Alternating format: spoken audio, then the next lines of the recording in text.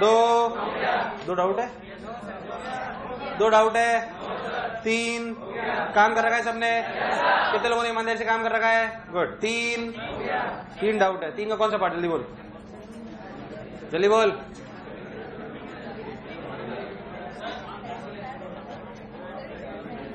तो आइटम है यार, बिल्कुल ही फालतू सवाल पूछ रहे यहां से। अब अरे बात नहीं, अगर ये यूनिफॉर्म हो तो सेंटर ऑफ मास यहां होगा, अगर डेंसिटी इधर की तरफ बढ़ेगी तो इधर नहीं होगा, और घटेगी तो इधर होगा। तो क्या बताऊं? पढ़ तो सही सवाल को। और सीओडी में बढ़ के घटा और घट के, तो सेंटर पे हो सकता है? हो सकता है, नहीं हो सकता? हाँ, कौन सा? कहां से हो जाएगी? सेकेंड बेसिक, दूसरे में क्या दिखा है? ओके, ऐसे ले लो, देखना मैं गलती नहीं कर रहा, कैलकुलेशन देखते रहना भाई। ये ऐसे है ना, तो इसका सेंटर मास यहाँ है, इधर सेंटर मास यहाँ है, जो भी होगा इस लाइन पे लाई करना चाहिए। जो कोऑर्डिनेट इसके बाहर है वो पॉसिबल, अरे जो भी सेंटर मास लाई करेगा इस लाइन पे लाई करेगा। अगर कोऑर्डिनेट इसके बाहर आ रहा है या इस लाइन के उधर आ रहा है तो वो पॉसिबल है ना? बोल, है देख, है देख, तो भी ना छुटाती। सेकंड चमका, थर्ड, फोर्थ, फिफ्थ, काम करा है, 6 किसमें? हाँ बोल।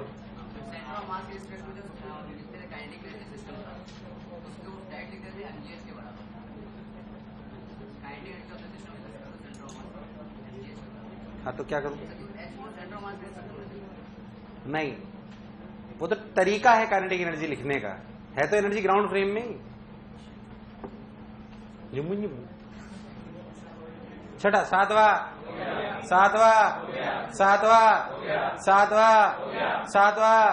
क्लैरिटी है। आठवां, काम कराए, आठवां, सोच लो। 9 डाउट है, 9 का answer. Identify the correct statement related to the situation when the particle starts moving downward. कौन सा आंसर लाना है? सी लाना है ना, लाओ। The center of mass of the system remains. Centre of मास थोड़ी स्टेशनरी नीचे आएगा, तो वो तो वाई में चल ही रहा है।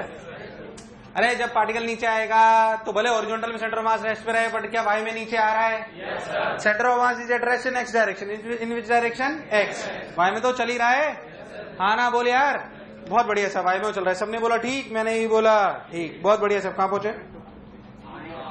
हाँ, नहीं। Both the particles and the wedge remain stationary with respect to centre of mass. Again कौन सी डायरेक्शन में मूव कर रहे हैं? When the particle reaches, अच्छा इसका बहुत अच्छा सॉल्यूशन है। When the particle reaches, actually मैं बताऊं इसको, आप पता है बहुत छोटे तरीके से सोच सकते हो अगर आपकी बुद्धि चलती हो तो। It's a pure process of elastic collision. आप इसको थोड़ा सा छोटा करो, आपको आसानी समझ में आएगा। सवाल तो सबने कर लिया होगा, मैं जानता हूं। It's a pure process of elastic collision. Elastic collision में क्या होता है अगर आप याद करो तो? इलास्टिक कोलिजन में ऐसा होता है कि दो बॉडीज टकराती हैं, ठीक है, U1 U2, परफेक्ट इलास्टिक की बात कर रहा हूं। डिफॉर्म होती है, डिचू, फिर सेपरेट हो जाती है। बट ये बात तय होती है कि उसमें मोमेंटम भी कंजर्व होता है हॉरिजॉन्टल में, और काइनेटिक एनर्जी कंजर्व होती है। यस और नो? अगर आप बॉल चढ़ी फिर उतरी तो इनिशियल से लेकर फाइनल तक मोमेंटम भी कंजर्व्ड है हॉरिजॉन्टल में, और काइनेटिक एनर्जी भी। तो you can treat it as a collision of E बराबर 1। If you consider it as E बराबर 1 तो वेलोसिटी ऑफ सेपरेशन बराबर वेलोसिटी ऑफ, तो वेलोसिटी ऑफ सेपरेशन बराबर velocity of approach is V0, तो velocity of separation is also V0। Solve करने की तेरे को जरूरत, तूने अगर पूरा सॉल्व करके V0 निकाला है तो इट्स अ लॉन्ग मेथड। तूने निकाला होगा पूरा V1 V2,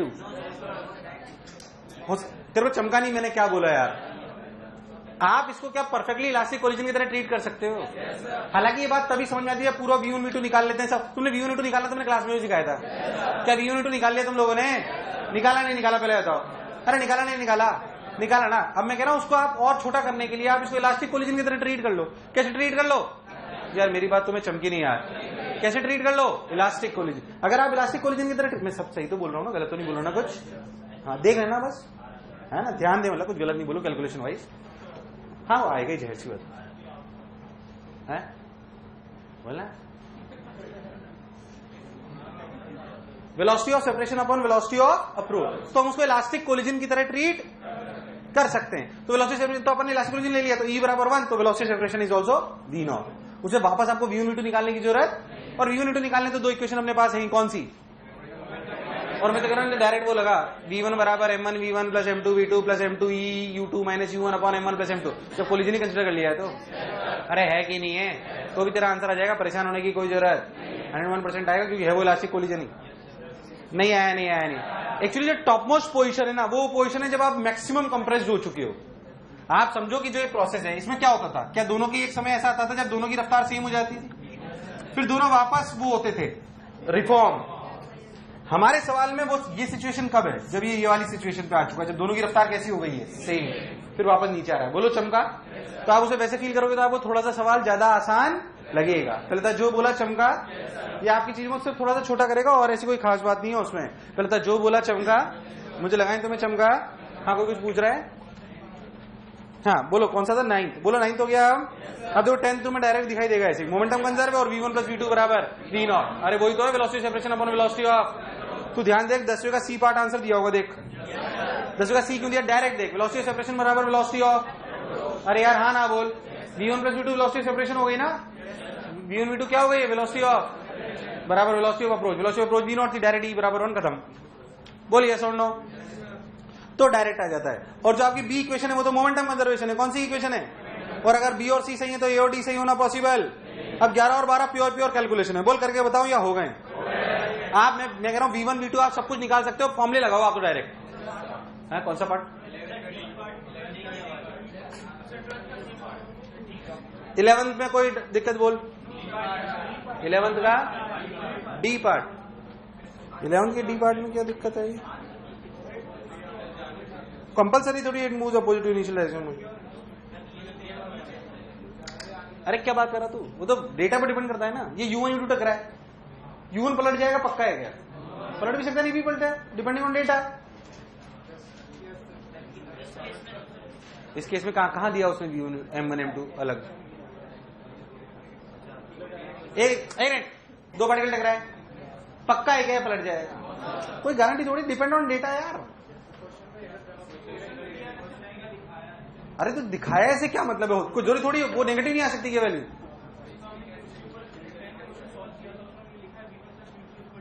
तो बेटा वहां V2 उन्होंने पीछे माना है ना,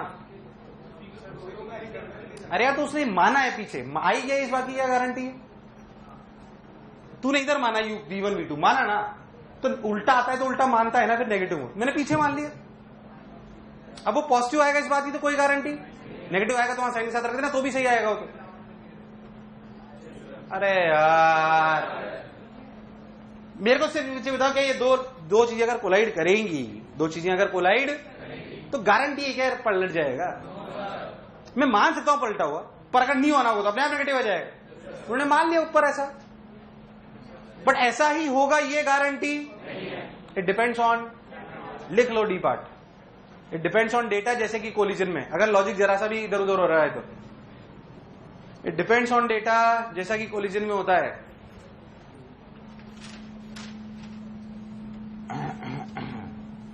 चिंगारी भीगी देखो चिंगारी भीगी रे।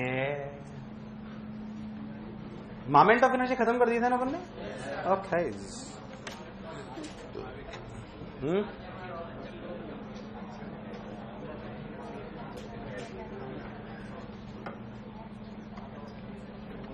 बोलो 11वां हो गया यार, आवाज नहीं, 11वां हो गया एकदम, 11 के हर पार्ट में क्लैरिटी है। अब काम कराए सबने, 12वां हाँ सी पार्ट यार, अभी तो घिसना है, मतलब बोले तो घिसू, मतलब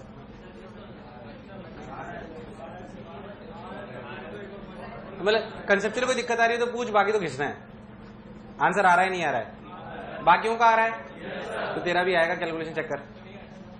किसका नहीं आया, तेरा भी नहीं आया, और किसी का।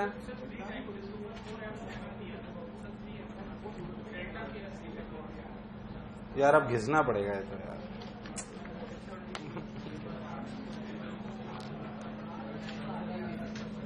मैं नहीं घिस रहा। अब V1 V2 निकाल लिया तुम, मर ले। हाँ,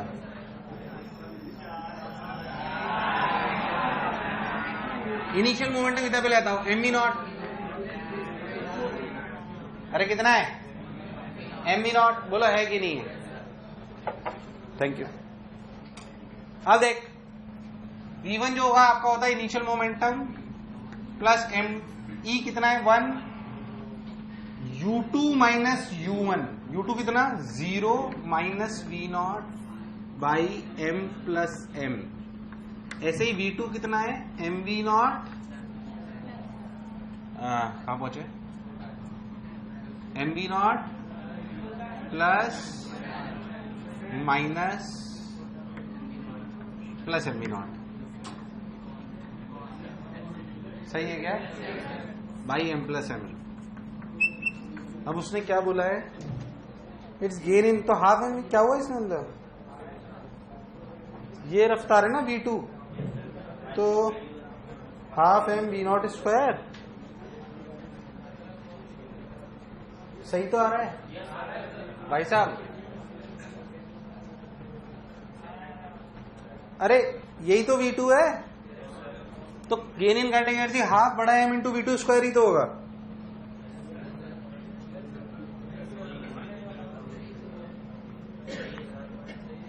नहीं, मैं अब पूरा ही सॉल्व करूंगा, मर्डर तुलसा मार दूंगा तुम, हट।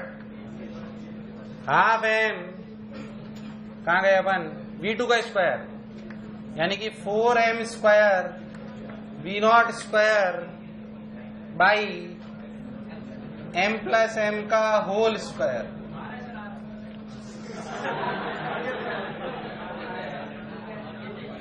यार याद हो रहा है यार,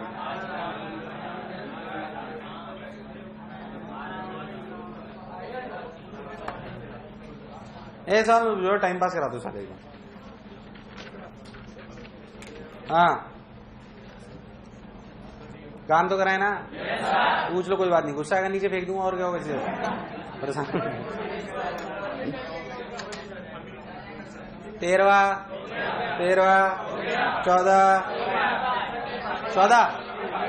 14 का पहले था 13 की 13 पूछा जा रहा, 13 कौन सा पार्ट, छोड़ दो अभी, टाइम पीरियड कहा था तुम्हें पता है, एचएम में पढ़ाएंगे साले, लिख दो एचएम। वैसे पढ़ा होगा 2 pi under root m1 m2 by m1 m2 2d, 2 pi under root m by k होता है ना, तो m की जगह रिड्यूस मास होता है, 2 pi under root of m1 m2 by mu क्या होता है m1 m2 by m1 plus m2, HM में पढ़ाया जाएगा। चाहो तो लिख लो टाइम पीरियड, तो आएगा ही, उससे तो कहां जाएगा। हाँ भाई, 14 कौन सा पार्ट, डी इलास्टिक कोलिजन है ना, ओ इधर देख, अरे बात नहीं है, पूरा सिंपल देख, 14 पढ़ा तुमने, आज एक को फेंका इधर, ये एल दूरी पे एक को फेंका इधर भी, अभी ढीली हो गई शुरुआत में, तो ध्यान दे, तो पहले तो इनकी दूरी घटेगी, फिर बोल ये तो होना है, तो सिंपल सी बात, ऐसा हुआ किसी टाइम टी में, ये चल गया वीटी, तो ये बच गया एल माइनस वीटी, और ये ऊपर कितना चल गया वीटी, ये दूरी, ये टाइट तब तक नहीं होगा जब तक ये दूरी एल से कम है, जब तक ये दूरी एल से, बोल है कि नहीं, मतलब एल माइनस वीटी का होल स्क्वायर प्लस वीटी का whole square should be less than equal to L square, should be less than equal to. अब इसे सॉल्व करो तो t less than L by V आ जाए,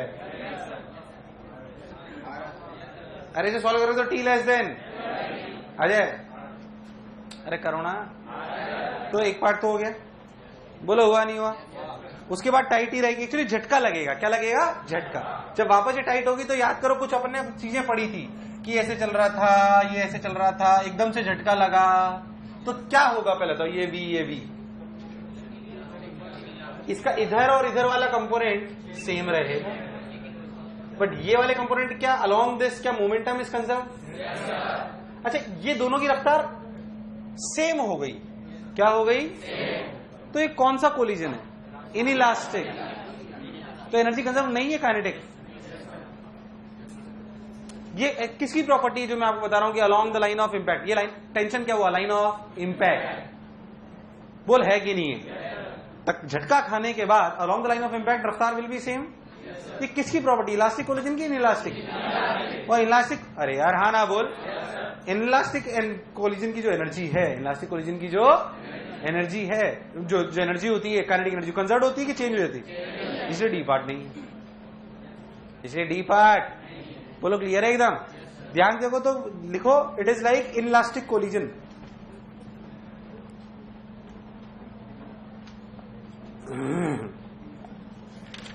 ढंग से करना डिस्कशन, ये अच्छी एक्सरसाइज है, इट्स अ गुड एक्सरसाइज, शर्माना मत। और मैं आपको सही बताऊं तो शीट में जैसे सवाल ना वैसे सवाल मैंने क्लास में कम कराए थोड़े, है ना? ध्यान रखा है इस बात का, अलग ज्यादा कराए। हाँ भाई, कहां पहुंचे अपन? 14, 15 सोच लो, काम कराए, पक्की बात, सोच लो। 15 सबसे हो गया ना? 16 डाउट है। A particle moving with kinetic energy 3 joule makes an elastic head-on collision with a stationary particle which has twice its mass during the impact. क्या हुआ इसमें?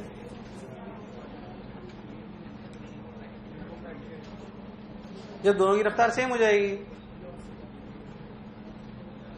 अरे जब दो बॉल टकराती हैं तो क्या प्रोसेस समझाया था कि इसकी रफ्तार, ये u1 है, ये u2 है, कौन ज्यादा होता है? u1।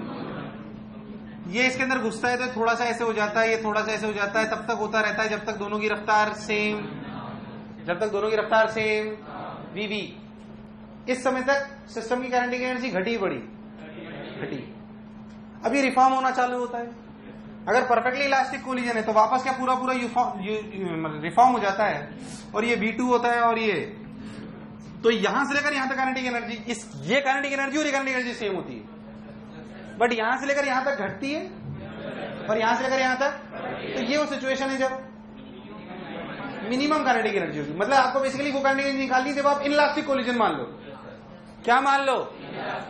इनइलास्टिक कोलिजन की स्टेट तक तो सारे कोलिजन आते हैं, उसके बाद बॉडीज की प्रॉपर्टीज पर डिपेंड करता है कि वो वापस रिफॉर्म होने या, बोलो क्लियर है एकदम, वो वापस रिफॉर्म होने या, बोलो चमका।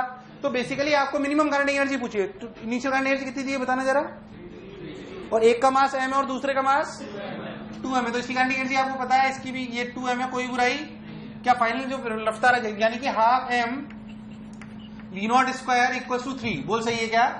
और फाइनल काइनेटिक एनर्जी क्या हो जाएगी? मोमेंटम कंजर्व होगा तो mv0 बराबर 3mv डैश। अरे सही है क्या?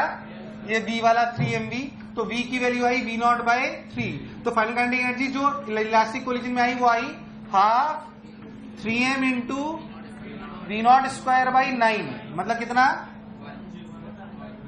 सही तो है, कितना आया? 1 जूल। अगर ये 3 है तो ये 1 है, तो लॉस कितने का हुआ? 2 का। वापस रिफॉर्म हो जा रहा है वो वापस। अरे बोलो चमका अच्छे से यार, तोते उड़ गए तुम्हारे, बोलो एकदम पक्का, ईमानदारी डिस्कशन करें अच्छे से। तो 16वें का पहला पार्ट कौन सा पार्ट है? 16वें का। हाँ देखो भाई, 16वें का ए पार्ट सही है, the maximum elastic potential energy of the system is 2 joule. बोल बी सही है गलत है? सही है, लॉस जो हुआ वहीं गया। Momentum and total energy of the system are conserved at every instant. नहीं, क्या कंजर्व्ड है? काइनेटिक एनर्जी घट के फिर, हाँ आपसे पूछा जाए कि momentum is conserve during elastic collision in the whole process, yes. आपसे पूछा जाए कि kinetic energy is conserve during the whole process, no. वो इनिशियल और फाइनल बराबर है, इनिशियल और फाइनल, क्योंकि अंदर जो भी लॉसेज आ रहे हैं वो रिकवर हो जाते हैं वापस पूरे के पूरे, बट हमेशा ऐसा नहीं। बोलो चमका एकदम, है ना? अब डी समझ में आ जाएगा? डी समझ में आ जाएगा एकदम पक्का? Good job.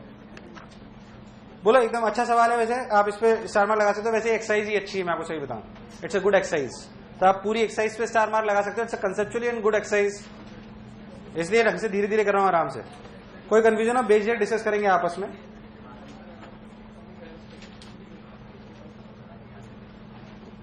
कहां पहुंचे? 16, 17,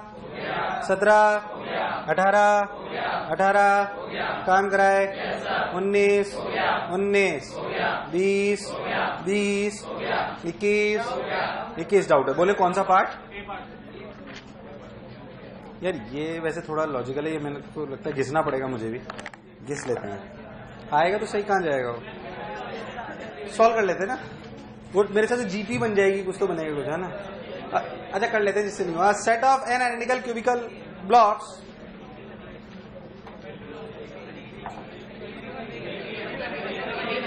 मुझे नहीं पता क्या बनेगी, पर कुछ तो सीरीज बनेगी। अब मुझे क्या था? Set of n identical cubical blocks lie at rest parallel to each other along a line on a smooth horizontal surface.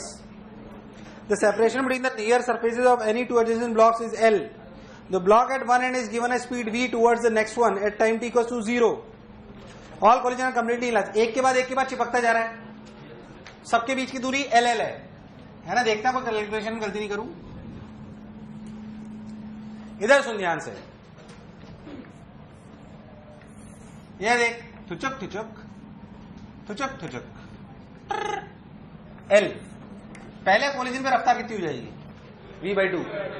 फिर सोच ले, सोच ले, पक्का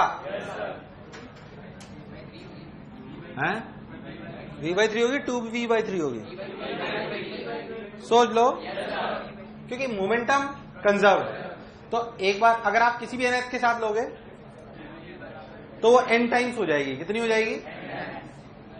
खैर क्या हुआ? हाँ ये L। अब जब पहली बार टाइम लगा तो कितना लगा? v/L। फिर कितना लगा? v/2L। फिर कितना लगा?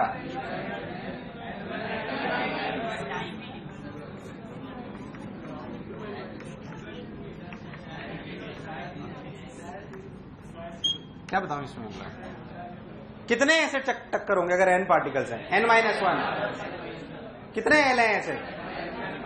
ऐसे अगर n पार्टिकल है तो कितने L है? n-1। तो ये कहां तक आएगा? ये n-1 L/v। मेरे हिसाब से तो ये सही है। बोलो सही है क्या? हाँ ना बोल। L/v कॉमन ले लो, L/v। इसका और कोई पार्ट बोले? सोच लो, इसका और कोई पार्ट? 21 का 21 है, 21 का सी पार्ट मुझसे पूछा जा रहा है। देखो भाई, the centre of mass of the system will have final speed v/m। तो इतनी देर से कर ही रहे ना। सेंटर ऑफ मास कौन पूछा? ये आपने पूछा ना आइटम में। जब सब टकराएंगे सेंटर ऑफ मास की रफ्तार में कोई चेंज आएगा क्या? सेंटर ऑफ मास की रफ्तार क्या है? mv/nv।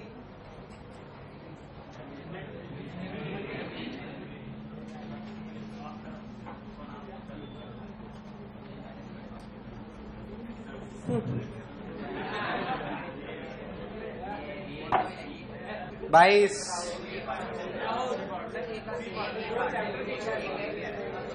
वो पूरे सिस्टम का ही बोला होगा उसने। और रेल कार का जो मोमेंटम है ना, वो उसने सिर्फ रेल कार प्लस सैंड नहीं बोला है। तो वो इसलिए बोला है क्योंकि रेल कार की रफ्तार में चेंज। तो अगर रेल का मास पहले 10 किलो था और उसमें रेत रखी हुई थी,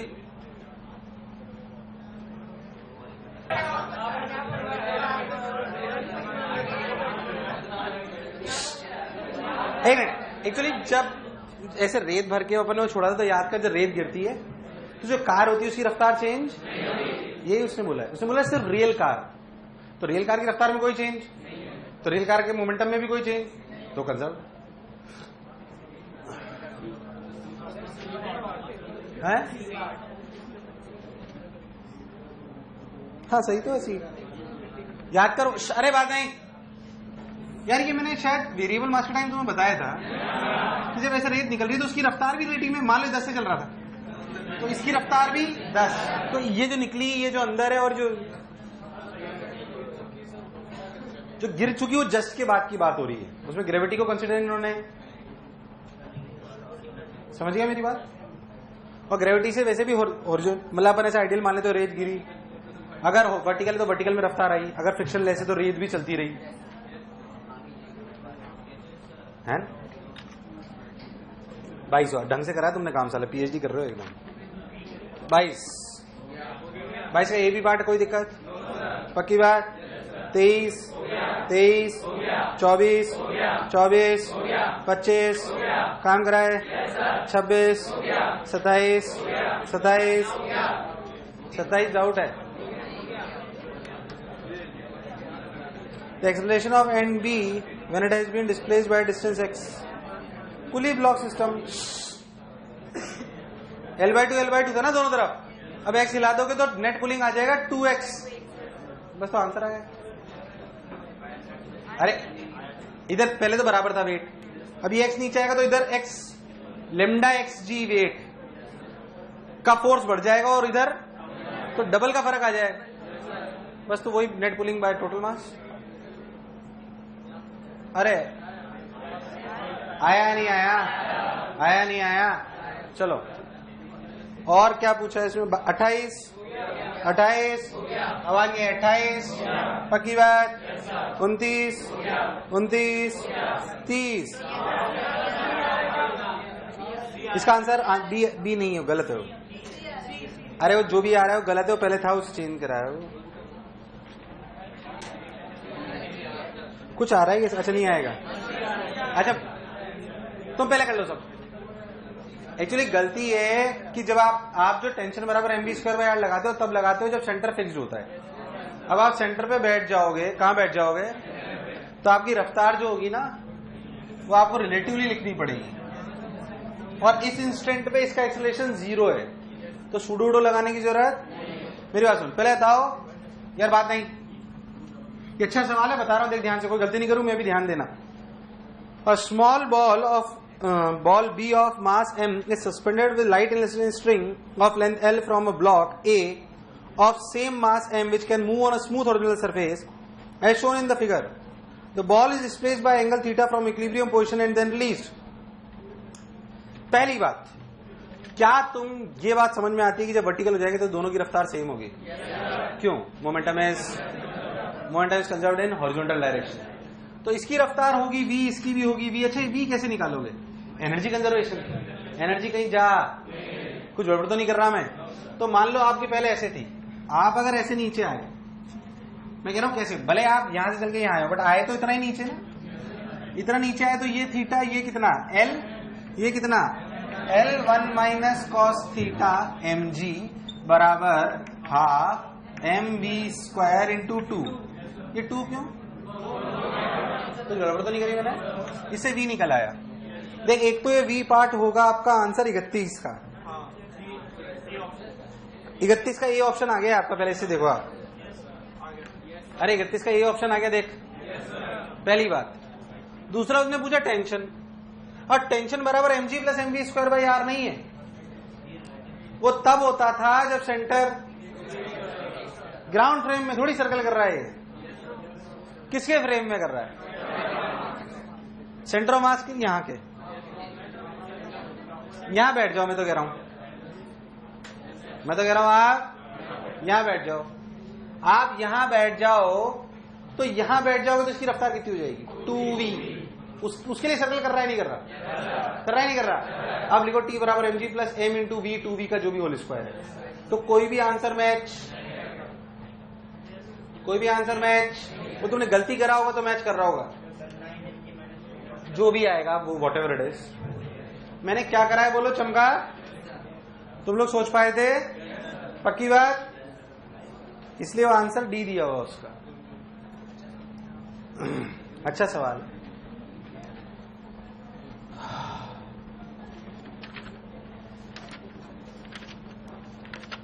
बहुत बढ़िया। 31 हो गया, 32 का क्या हुआ है? हाँ अभी तो थीटा से तो छोड़ा है, थीटा पर्टिकुलर वैल्यू तो है। 32 डल रेस्पॉन्स आ रहा है थोड़ा। 32, 33, 34, काम कराए, ट्रॉली ट्रॉली खेल लिए, 34, 35, 35, 36, 36, 37, पक्की बात। कौन सा सवाल और पार्ट बोल। 37 के सी में कुछ गड़बड़ आ रही है क्या?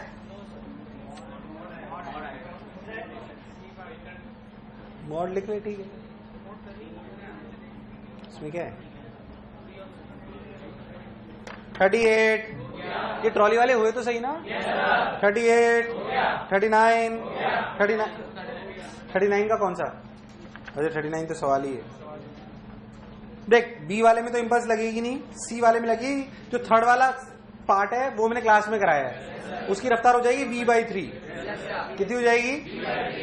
जबकि फर्स्ट और सेकंड पार्ट में ए की रफ्तार तो 0 रहेगी और जस्ट आफ्टर कोलिजन v/2, क्योंकि जो फर्स्ट पार्ट है उसमें स्ट्रिंग ढीली हो जाएगी, तो मोमेंटम सिर्फ बी और सी में कंजर्व होगा। मोमेंटम सिर्फ ऐसे ही सेकंड पार्ट में स्प्रिंग है, स्प्रिंग इंपल्सिव फोर्स नहीं लगा, तो फिर से बी और सी में मोमेंटम कंजर्व होगा। बट डी वाले पार्ट में क्या टेंशन इंपल्सिव हो जाएगी? तो हो जाएगी, तो क्या तीनों पे कंजर्व होगा? तो पहले दो पार्ट में तो लिखा जाएगा md बराबर 2mv डैश, जबकि सी पार्ट में लिखा जाएगा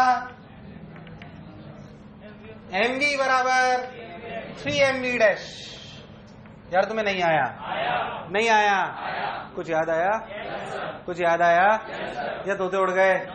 एकदम पक्का? हाँ ना बोल, हाँ बोल। लड़का भावुक हो गया, जीवन में पहली बार कोई शीट करी है।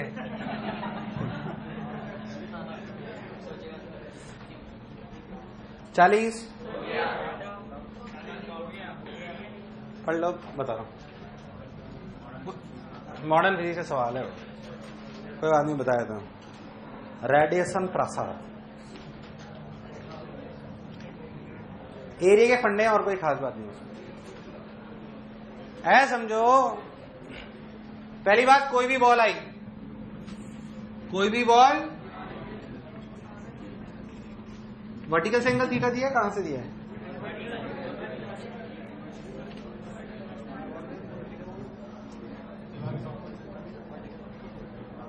Normal theta. अरे दीवार है क्या, क्या पड़ रहा है? वैसे बना लेना, आइटम है क्या? लेटी हुई दीवार ले मेरे यहाँ। हाँ यार, लेटी दीवार।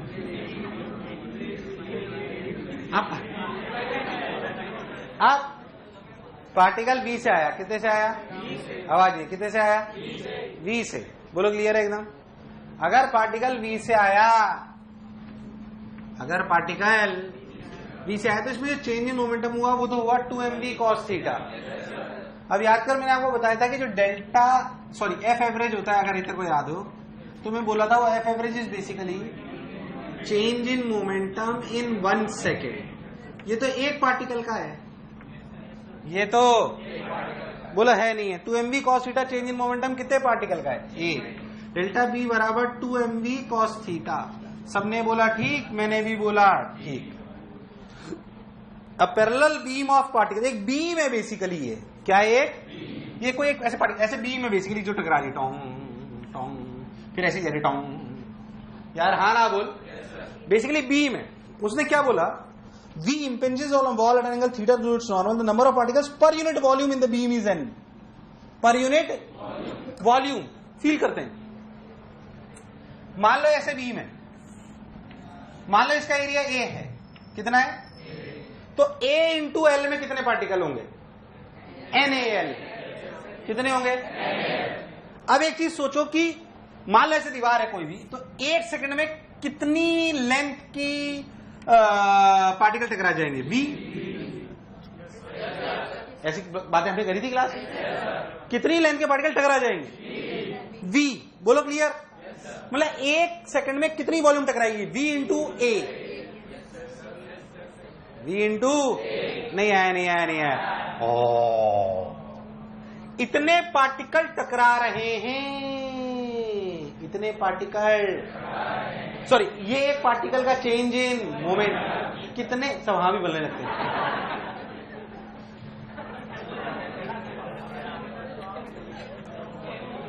ये क्या है? एक पार्टिकल का चेंज इन मोमेंट। कितने पार्टिकल एक सेकंड में टकरा रहे हैं? 1 सेकंड। बोलो कितने? सब लोग बोलेंगे NVA। अरे अब सुन तो ले यार, ये ए किसका एरिया लिया है मैंने? बीम का। किसका लिया है? समझाना तो ढंग से समझाऊंगा ना यार। हाँ ना बोल। NBA कितना? पक्की बात। तो चेंज इन मोमेंटम यानी कि एवरेज फोर्स जो लगा वो रिलेटिव में हुआ NVA 2mv cos थीटा। ये एवरेज फोर्स है and this is perfectly fine. अरे यार हाँ ना बोल। मुझसे फोर्स पूछा है प्रेशर। प्रेशर क्या होता है? तो फोर्स पर यूनिट। जब ये बीम टकराई ना तो ये एरिया ए था, पर जितने एरिया में टकराई, ये जो मैंने ए लिया है किसका एरिया है? बीम का। इसे ढंग से समझो, फालतू आंसर लाने के लिए कहीं से भी घुसा दो थीटा, ऐसे नहीं। ये किसका एरिया है? बोलो क्लियर। क्या मैंने अब तक सब सही करा है? पर जितने एरिया में बॉल टकराई वो ए है या ए से ज्यादा? अब देख कैलकुलेशन कर लो। ये थीटा, ये 90 थीटा, ये भी थीटा, ये ए तो ये। तो जब प्रेशर बराबर फोर्स अपॉन एरिया करोगे तो एरिया कौन सा लोगे? ए की ए से एक थीटा। प्रेशर तो ए से थीटा पे लग रहा है कि ए पे लग रहा है? बोलो क्लियर। तो प्रेशर क्या लिखा जाएगा? हालांकि फंडे बहुत अच्छे सुधार जाएंगे जब आपको पढ़ाया जाएगा रेडिएशन प्रेशर। क्या पढ़ाया जाएगा? रेडिएशन प्रेशर में सब बताया जाता है। वो जो इन पूरा निकालते हैं, ई बराबर 1, ए बराबर 1, आर बराबर 1, या ए और उनका मिक्सचर फिर स्फीयर पे भी गिराते हैं। अगर कभी सुनाओ ए सेक थीटा, कोई बुराई, बस अब यहां लिख दे भाई ए सेक थीटा, आंसर आ गया। बोला आया नहीं आया? एकदम क्लैरिटी है। अरे डर तो नहीं लगा? बहुत बढ़िया, सुंदर, अति सुंदर। आओ जम्मू रोज।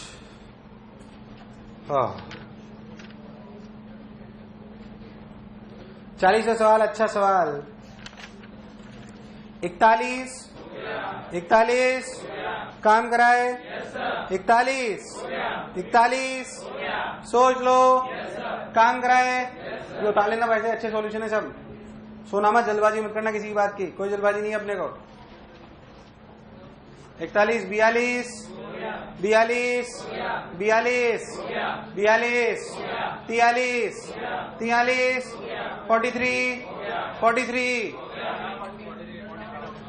43 डाउट है, याद कर मैंने से क्लास में करा था। पढ़ लो 43 44 बताया तो पढ़ लो, बता रहा हूं। नहीं सही है मेरे हिसाब से आंसर। रेडियस बराबर है, अलग है हा? इनका आ रहा है, मास सेम है ना। ऐसा मैंने क्लास में तेरे को एक बड़े सवाल में बताया था, तू भूल गया। ये आपका R/2 है ना।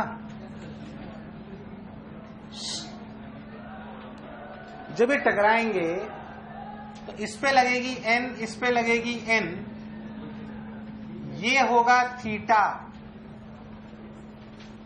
इसकी रफ्तार v0 थी, इस वाली बॉल पे भी लगेगी n इधर। मेरी बात पहले बहुत ध्यान सुने।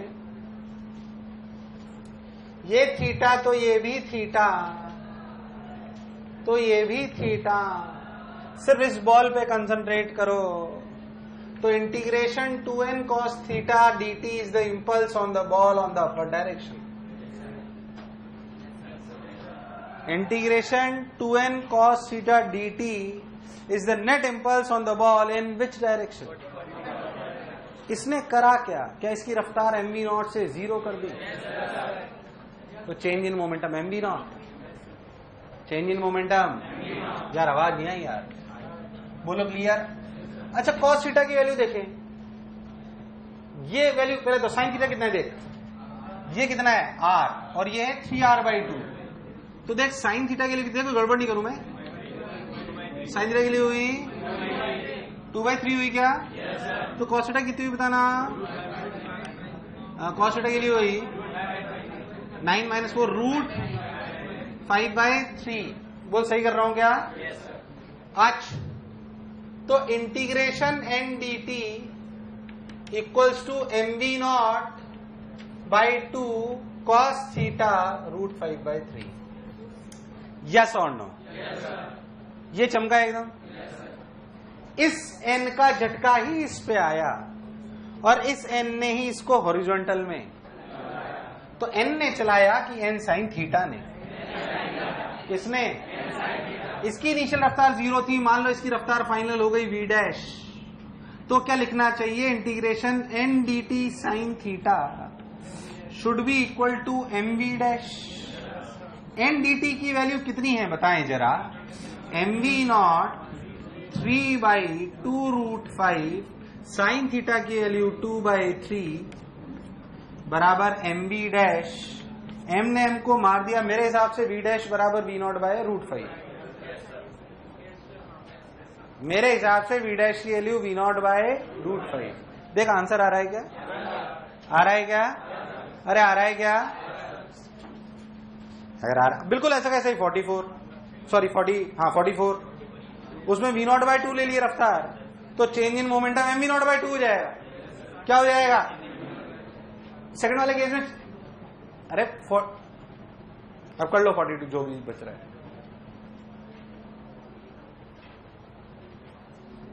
44 हो गया। एक मिनट बोलो 43, 44 आया नहीं आया? कहने में अच्छे सवाल हैं। These are good problems. 45 काम करा ही नहीं। 46 का अच्छा रीजन कौन देगा मुझे? 46 पढ़ लो, अच्छा रीजन दो। आंसर इनफाइनाइट है, सबको पता है।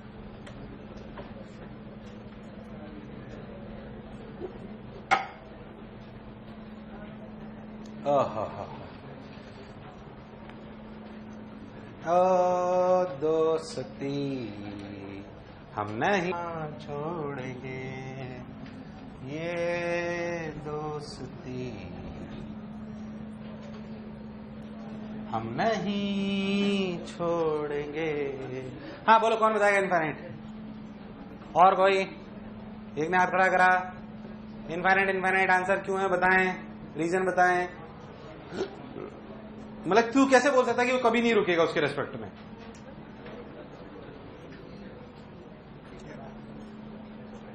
और कोई?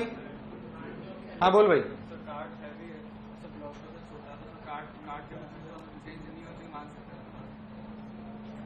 अच्छा रीजन नहीं है। हाँ हैवी और लाइट का कोई फंडा नहीं है। तो जब ब्लॉक मूव करेगा जो वेलोसिटी है उससे मोमेंटम कुछ इंपार्ट होगा, बट फिर जब रिवर्स करेगा तो उसका वेलोसिटी कम हो जाएगा। दूसरी बार जब इम्पल्स लगेगा सिस्टम तो वो उतनी ज़्यादा नहीं होगा, फ्रिक्शन में मैं तेरी इज्जत करता हूं पर आंसर गलत है। और कोई?